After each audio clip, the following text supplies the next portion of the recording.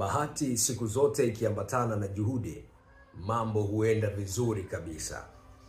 Inawezekana unatokea kwenye mazingira magumu sana, kwenu hakuna kitu chochote, lakini wewe ukawa mmoja ya watu ambao wanakwenda kuibadilisha kabisa hiyo kauli kwamba kwetu hakuna kitu, kukaanza kuwa na watu wenye kitu na mkawa watu wenye vitu. Lakini pia kujiamini kunaweza kukafungua milango ambayo watu wengi wanaweza wakazani haiwezekani. Hata wewe unaweza ukafikiria kwamba hichi kitu hakiwezekani, lakini kujiamini kumesababisha watu wengi sana kufika sehemu ambazo wanasema kama nisingejiamini sehemu fulani, huenda ningekuwa kule kule chini. Lakini leo hii wako juu. Haijalishi unatokea mazingira gani, hakikisha unajiamini na unaamini njia yako na unaamini unapokwenda. Kikubwa ni kuendelea kujifunza kwa watu waliokutangulia. Hiyo inaweza kukusaidia wewe kuweza kufungua milango mingi sana kwenye maisha. Nikwambie jambo, hata unapotaka kunadi biashara zako mtandaoni, ukitaka uweze kujiamini na sauti yako isikike vizuri, hakikisha unatumia maiki ya J77.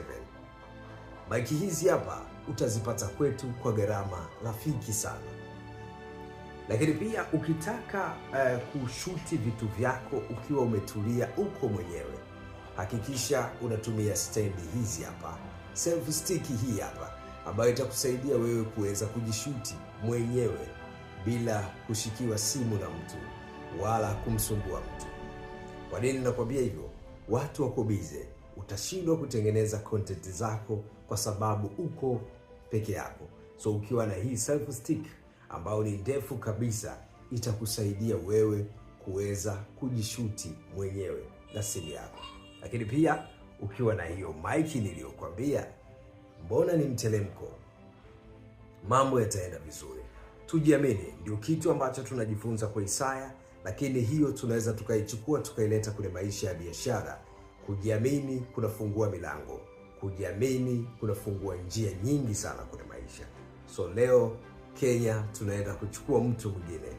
Alianza Diamond akamchukua Tanasha, Alikiba akamchukua Amina.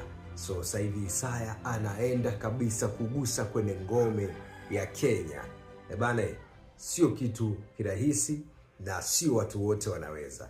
Hiyo inatokea kwa watu wachache ambao wanaamini kwenye vitu vyao. Hata wewe nayokuambia hapa, endelea kujiamini. Unachokifanya ni sahihi. Endelea kupambana, endelea kujifunza kwenye engo yako hiyo hiyo. Endelea kupigania ndoto. Kila kitu kinawezekana chini ya jua. Bana, mimi naitwa Mr. Ndemi hapa The Genius kutoka The Genius Platform.